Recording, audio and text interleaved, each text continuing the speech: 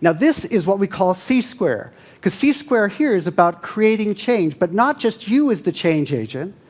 It's now a matter of you recruiting your customer to be that co-conspirator in that change. How can you make that customer of yours want to make the change in the customer experience? This is transformational. Every day that I get in that car, it's better at what it does. And it creates a better customer experience because I'm contributing to that experience. Employees, vendors, everyone in the ecosystem. At Tesla, this is the great epiphany.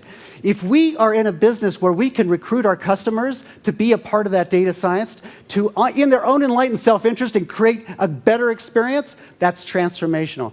A business like that disrupts anyone in its industry. So what happens here is that it's not safe to play it safe anymore. We don't change anything until we decide to make that change.